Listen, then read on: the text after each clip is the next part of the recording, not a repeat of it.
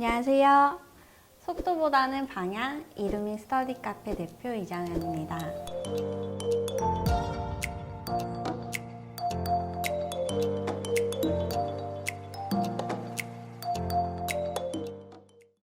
지난번 영상을 통해서 우리가 흔하게 알고 있던 무인 스터디 카페에 대한 오해를 바로잡고 무인 창업 아이템의 가치가 있는지 확인하는 시간을 가졌습니다. 유익한 시간이었는지 너무 궁금하네요. 영상을 먼저 녹화하는 것이다 보니까 여러분의 반응을 실시간으로 알지 못하는 게 조금 아쉬운데요. 다음에 더 좋은 기회가 생긴다면 실시간으로 소통하면서 질의응답과 함께 이런 정보를 공유하는 시간을 만들고 싶다는 생각이 드네요. 서론이 너무 길었죠? 이제 두 번째 특강을 시작해 보겠습니다. 지난번 잘 나가는 스터디 카페와 다른 전략으로 성공했다고 말씀드렸습니다. 그 전략을 이번 시간에 공개하도록 하겠습니다. 이번 영상을 다 보시고 나면 창업 후 2년 그리고 3년 뒤에 망하지 않고 5년, 6년이 지나더라도 꾸준하게 잘 되는 당신의 모습을 그리실 수 있습니다. 전략은 바로 망하는 스터디 카페의 공통점을 찾아 피하는 전략입니다. 우리가 흔히 잘 되는 스터디 카페를 찾고 그 카페가 왜 잘 됐는지 이렇게 분석해서 따라하고 나죠. 여기에서 이상한 점을 찾으셨을까요? 잘 되는 곳을 따라했는데 왜 안 되는 곳이 많을까요? 성공한 사람을 따라해서 다 잘 된다면 우리나라 전 국민이 그것만 따라하고 다 같이 승승장구 할 수 있겠죠? 근데 현실은 그렇지 않습니다. 잘 되는 곳을 분석하고 따라해도 잘 되지 않을 수가 있어요. 하지만 잘 되는 곳과 안 되는 곳을 분석하면 안 되는 공통점을 발견하실 수 있습니다. 즉, 안 되는 곳, 망하는 곳에는 공식이 존재하고 그걸 알고 피해가기만 해도 망하지는 않는다는 거죠. 지금부터 차근차근 알려드리는 내용에 귀 기울여 주시기 바랍니다. 일단 제 이야기를 하기에 앞서서 너는 누구길래 이런 이야기를 당당히 말할 수 있니? 이렇게 생각하실 수도 있을 것 같아서 제 소개를 먼저 하고 시작하겠습니다. 저는 대학교에서 경제학을 공부하고 여의도에서 대기업 펀드 매니저로 일을 하다가 회사를 갑자기 때려치게 됐어요. 그리고 나서 테이크아웃 커피 프랜차이즈의 점주가 되었습니다. 200개의 상권을 제가 직접 발품 팔면서 돌아다녔고 제일 좋은 입지를 결국에 찾아냈고 저는 개업한 지 얼마 안 돼서 결국에 본전보다 더 높은 매출을 이뤘고 그 전체 1등을 하게 되었습니다. 저희 매장은 지역에서 가장 유명한 커피 빌딩으로 소문이 났고 저는 주변 권리금 시세를 1억 이상으로 올린 장본인이 되었습니다. 평수 대비했을 때 저희 매장은 전국 상위 10% 이내의 매출을 올린 매장이었습니다.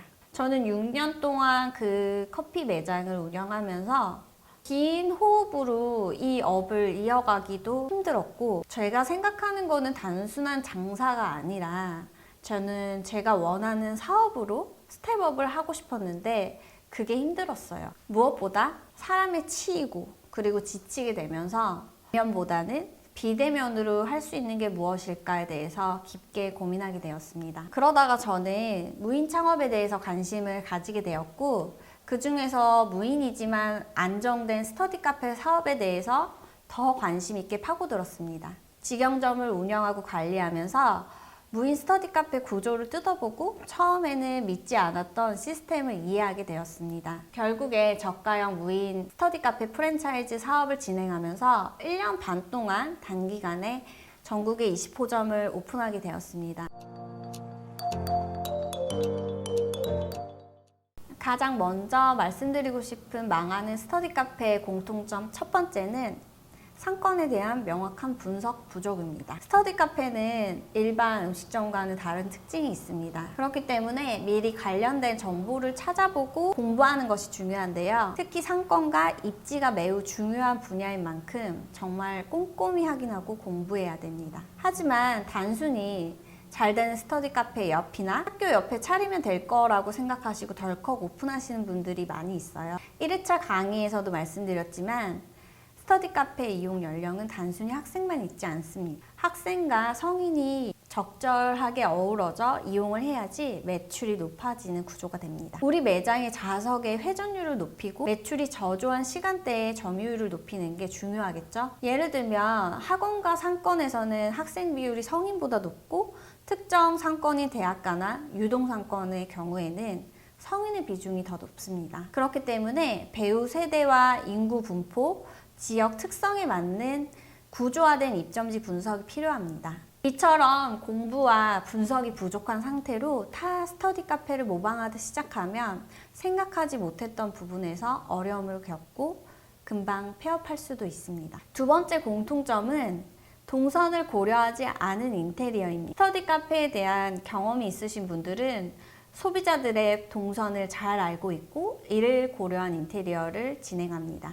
하지만 간혹 개인이 무인 스터디 카페 창업을 시작하는 경우에 무작정 저렴하게 해주는 인테리어 회사랑 계약해서 진행하는 경우가 있습니다. 단순히 인테리어 회사는 스터디 카페의 특성을 모르기 때문에 기존에 막힌 구조의 독서실이나 일반 카페처럼 고객의 의사만 반영해서 진행하는 곳이 많습니다. 이 경우에 스터디 카페를 이용하는 고객 동선을 고려하지 못해서 불편감을 주거나 소음 등의 발생을 간과하고 공부에 집중되지 않는 인테리어로 충성 고객을 확보하지 못하는 경우가 생길 수 있습니다.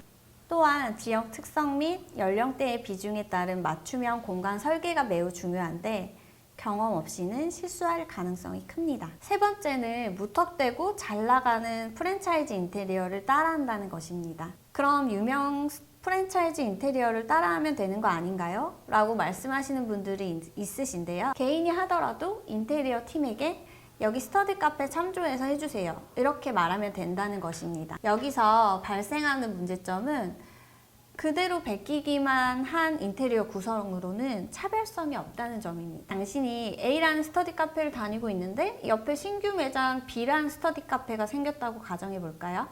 인테리어나 서비스 측면에서는 A와 다를 게 없어 보이는데 B 스터디 카페로 옮기실까요? 결국 잘 되는 스터디 카페 고객을 오리 쪽으로 옮기기에는 실패하게 됩니다. 제가 스터디 카페 창업을 시작할 때 이 세 가지를 피하는 전략으로 준비했습니다. 이 덕분에 월 매출 1,000만 원이 넘는 스터디 카페를 만들 수 있었고요. 여러분도 잘 나가는 스터디 카페만 찾아보지 마시고 망하는 스터디 카페를 보고 그것과 반대로 준비해 보세요. 다만 망하는 무인 스터디 카페 세 가지 요소를 알더라도 창업을 하실 때 보통 평균적인 초기 창업 비용, 그리고 매출, 순수익 이런 것들을 확인하지 않고 창업을 시작하는 분들은 아마 없을 거예요. 다음 3회차에서는 많은 분들이 궁금해하시고 질문으로 많이 남겨주셨던 스터디 카페 창업 비용의 초기 비용과 그리고 수익에 대해서 알려드리겠습니다. 해당 영상에서 스터디 카페 업계 1위 브랜드 초기 창업 비용과 또 타사 브랜드 창업 비용, 그리고 제가 운영하는 이루밍 스터디 카페의 창업 비용도 가감없이 모두 공개해 드리겠습니다. 어디에서 쉽게 볼 수 없는 귀한 정보 놓치지 말고 끝까지 영상 시청해 주시길 바랍니다. 감사합니다.